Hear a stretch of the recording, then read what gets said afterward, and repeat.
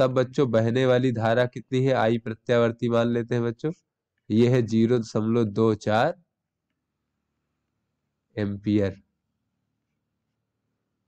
आगे बच्चों कहा जा रहा है कि कुंडली का ओमीय प्रतिरोध ज्ञात कीजिए, प्रतिबाधा ज्ञात कीजिए तथा बच्चों प्रेरण प्रतिघात ज्ञात कीजिए।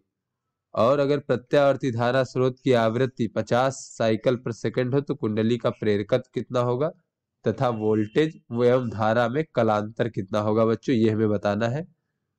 तो बच्चों यहाँ पर हमें प्रत्यावर्ती धारा स्रोत की आवृत्ति यानी एफ का मान दिया गया है बच्चों 50 साइकिल प्रति सेकंड।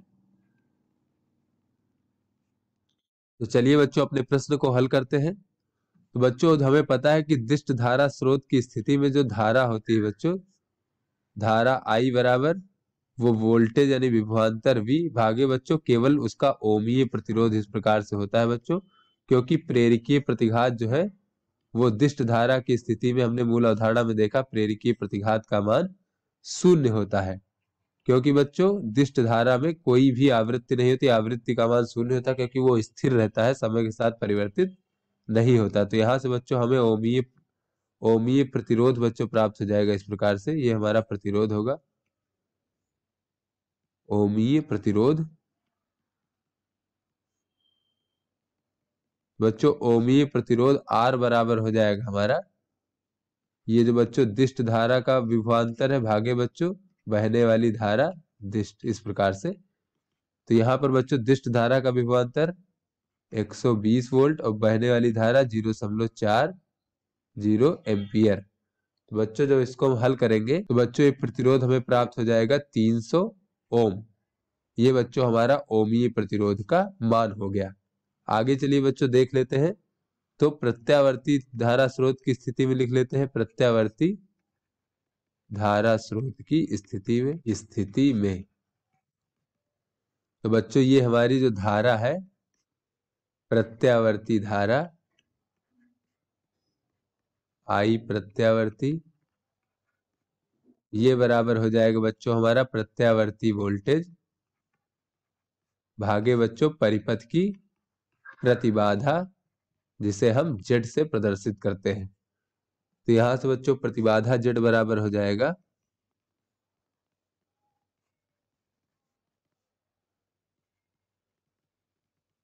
प्रत्यावर्ती विभवांतर भागे बच्चों प्रत्यावर्ती धारा। तो बच्चों विभवांतर कितना था, ये तो 120 वोल्ट है और धारा कितनी थी 0.24 एम्पियर। तो यहाँ से बच्चों अगर इसको हम हल करें तो ये हो जाएगा बच्चों यहाँ से प्रतिबाधा हमें प्राप्त हो जाएगी 500 ओम।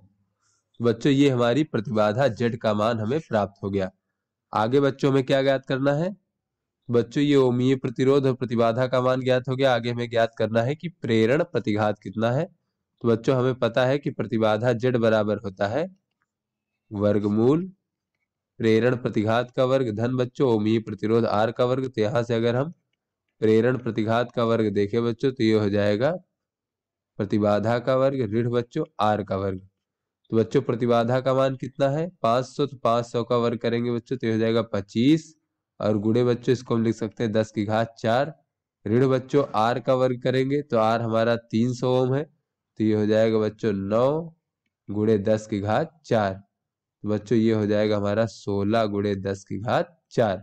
तो बच्चों इस प्रकार से जो हमारा प्रेरण प्रतिघात है वो हमें प्राप्त हो जाएगा बच्चों, दोनों पक्षों का वर्गमूल ले लेंगे तो एक्सएल बराबर हमें प्राप्त हो जाएगा 4 गुणे 10 की घात 2, यानी कि बच्चों इसे हम कह सकते हैं 400 ओम। तो बच्चों ये हमारा प्रेरण प्रतिघात का मान हो गया। आगे बच्चों देख लेते हैं हमें क्या ज्ञात करना है। बच्चों आगे हमसे पूछा जा रहा है कि यदि प्रत्यावर्ती धारा स्रोत की आवृत्ति 50 साइकिल पर सेकंड हो तो कुंडली का प्रेरकत्व कितना होगा। तो बच्चों हमें L का मान ज्ञात करना है। तो बच्चों हमें पता है कि प्रेरण प्रतिघात XL बराबर होता है 2 पाई F और L। तो यहाँ से बच्चों L बराबर देखें तो ये हो जाएगा XL भागे 2 पाई F।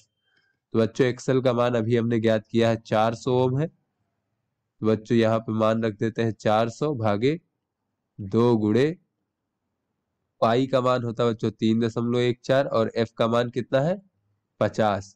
तो यहाँ से बच्चों ये हो जाएगा हमारा 400 भागे बच्चों 314। तो इसको हल करेंगे बच्चों, ये हमें कुंडली का प्रेरकत्व प्राप्त हो जाएगा 1.27 हेनरी।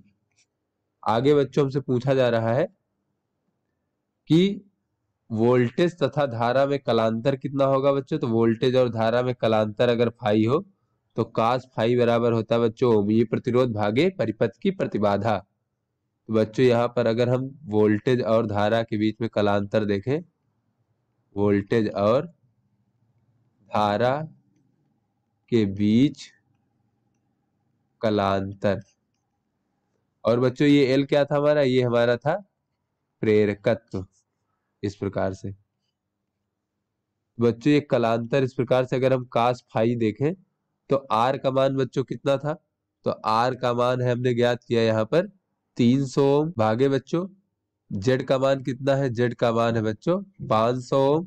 तो इस प्रकार से हमें प्राप्त हो गया 3/5। तो बच्चों ये जो हमारा 3/5 होता है ये हमारा लगभग कास 53 डिग्री का मान होता है। तो यहाँ से बच्चों अगर हम दोनों की तुलना करें तो जो कलांतर होगा बच्चों वो फाई का मान हमें प्राप्त हो जाएगा फाई बराबर 53 डिग्री। तो आशा करते हैं बच्चों ये आपको समझ में आ गया होगा। धन्यवाद।